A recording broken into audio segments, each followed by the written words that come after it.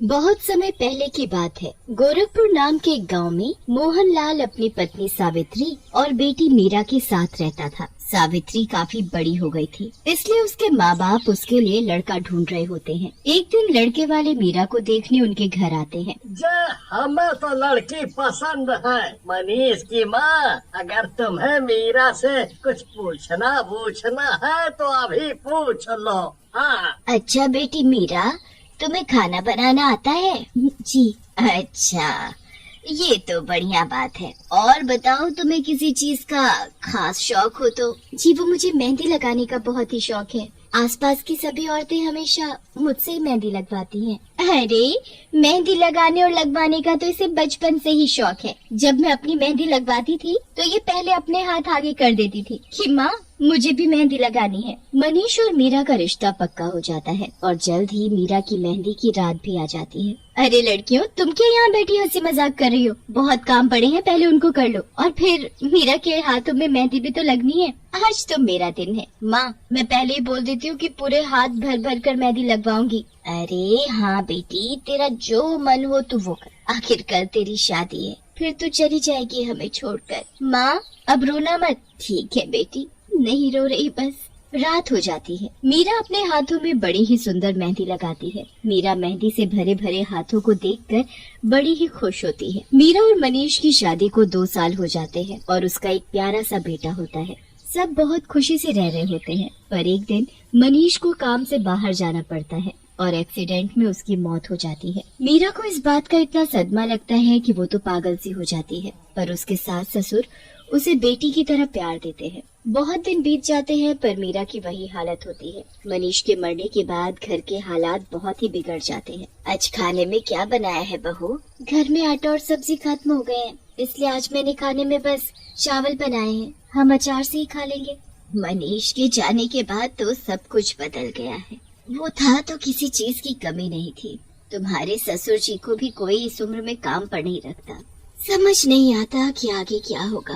अब तो सारे जमा किए हुए पैसे भी खत्म होने वाले हैं। अगर आप बुरा न माने तो मेरे पास एक उपाय है। हाँ बहू, बोलो ना, क्या उपाय है? आपको तो पता ही है कि मुझे मेहंदी लगाने का कितना शौक है। मैं तो अब कभी अपनी मेहंदी नहीं लगा सकती, पर दूसरों को लगाकर पैसे तो कमा सकती हूँ। पर लोग क्या बोलेंगे? माँ, हमारे घर में खाने को नहीं है तो क्या लोग दे जाएंगे? बताओ। नहीं ना, हमें अपने बारे में खुद ही सोचना होगा। तुम्हें जो ठीक लगे तुम वो करो, हम तुम्हारे साथ हैं। हमारे जो पास में दुकान खाली पड़ी है, तुम वहाँ अपना काम शुरू कर सकती हो। उसमें कोई किराएदार तो आ नहीं रहा वैसे भी। ठीक है माँ। अगले ही दिन मेरा दुकान के बाहर एक बोर्ड लगा देती है। यहाँ मेहंदी लगाई जाती है और वहाँ मेहंदी की कीप लेकर बैठ जाती है। आते जाते काफी औरतों की नजर उस बोर्ड पर पड़ती है। अरे वाह, मीरा ने तो मेहंदी लगाने का काम शुरू कर दिया। मैंने इसके बारे में बहुत सुना है कि ये बहुत सुंदर मेहंदी लगाती है। करवा चौथ आने वाला है, मैं तो इसी से मेहंदी लगवाऊंगी।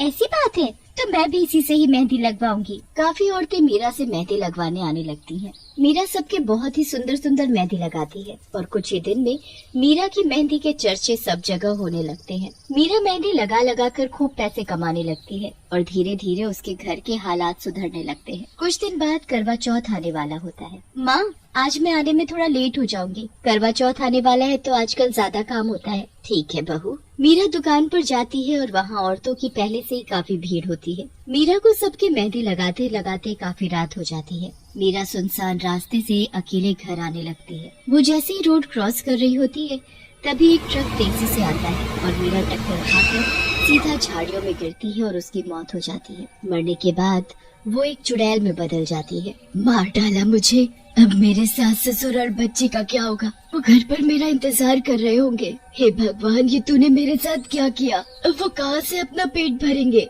सुबह हो जाती है और मीरा चुड़ैल से बदलकर इंसान का रूप ले लेती है और अपने घर जाती है। पूरी रात कहाँ थी तू? हम लोग कितना परेशान हो रहे थे। तेरा बेटा भी बहुत रो रहा था। वो माँ, काम बहुत ज्यादा था तो मैंने सोचा इतनी रात को घर जाने से अच्छा है मैं दुकान में ही सो जाती हूँ। अपना ध्यान रखा कर बहू, काम के चक्कर में खुद को बीमार मत कर लियो। जी माँ। मीरा दोपहर में फिर से दुकान पर जाकर मेहंदी लगाने लगती है। पूरा दिन वो औरतों की मेहंदी लगाती है और शाम होने से पहले घर जाकर खा पी कर सो जाती है।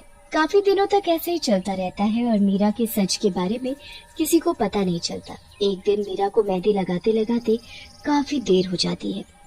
वो जल्दी से घर जाती है, पर घर पहुंचने से पहले ही वो चुड़ैल में बदल जाती है। उसे कोई ऐसे देख न ले, इसलिए वो घूंघट करके घर में जाती है और चुपके से अपनी सास के बगल से अपने बच्चे को उठाकर अपने कमरे में ले जाती है और कुंडी लगाकर सो जाती है।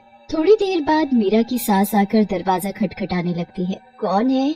मैं हूँ बहू, तुम आकर कब सो गई पता भी नहीं चला। चलो खाना खा लो पहले, फिर सोना। माँ, वो मैंने दुकान पर समोसे खा लिए थे, मैं बहुत थक गई हूँ माँ, इसलिए सोना चाहती हूँ।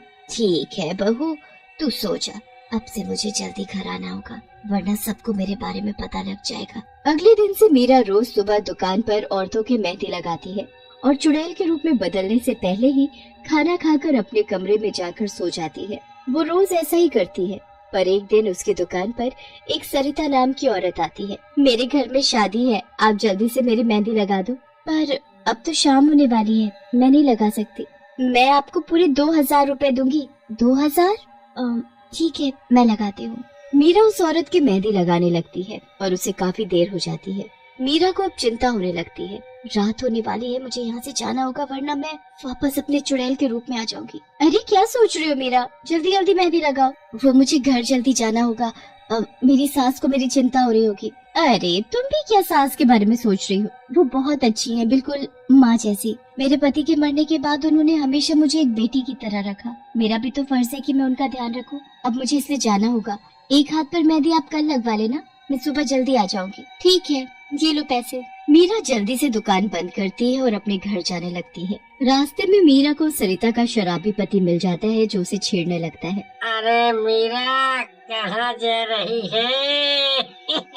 तू इतनी सुंदर और देख, तुझे अपना जीवन अपने पति के बिना ही गुजारना पड़ रहा है। चल आ, मेरे साथ बैठकर कुछ बातें कर ले। मीरा को इतना गुस्सा आता है कि वो वापस चुड़ैल का रूप लेती है। मीरा, तू चुड़ैल कैसे बन गई? हे भगवान, कहीं मुझे ज्यादा तो नहीं चढ़ गई?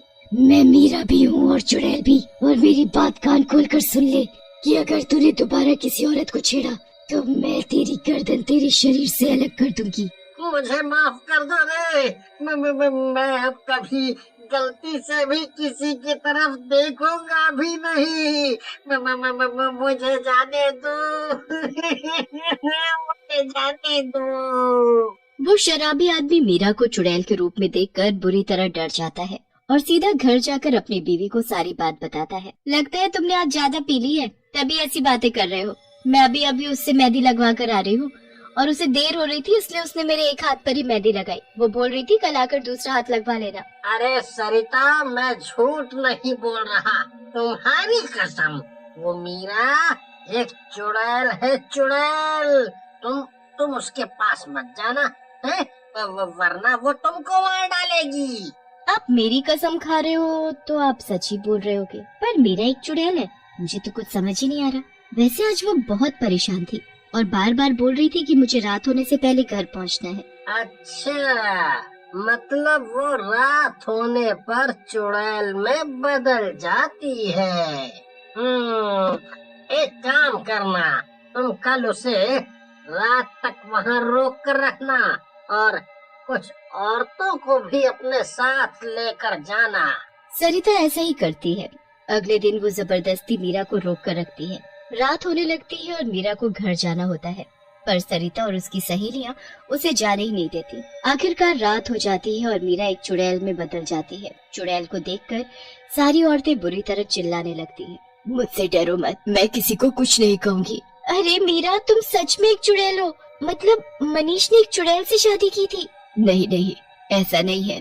मीरा सारी बात सभी औरतों को बताती है कि कैसे उस ट्रक वाले ने टक्कर मार दी और वो मर गई। उसके बाद वो अपने सास ससुर और बच्चे के लिए औरतों को मेहंदी लगाती है ताकि उनका पेट भर सके। आज के जमाने में तुम्हारी जैसी बहू भी होती है, कभी देखा नहीं था, जो मरने के बाद भी उनके लिए ये सब कर रही है। उन्होंने मुझे कभी अकेला महसूस नहीं होने दिया। मनीष के बाद बस मैं ही तो हूँ जो उनका ध्यान रख सके। मैं बस तुम सबसे इतना चाहती हूँ कि इसके बारे में उनको कभी पता न चल पाए कि मैं मर चुकी हूँ, वरना वो ये सदमा बर्दाश्त नहीं कर पाएंगे। नहीं, हम ऐसा नहीं करेंगे। मीरा मर चुकी है, इसके बारे में कोई भी उसके ससुराल वालों को नहीं पता था और मीरा ऐसे ही मेहंदी लगा लगा कर अपना घर चलाती रहती है।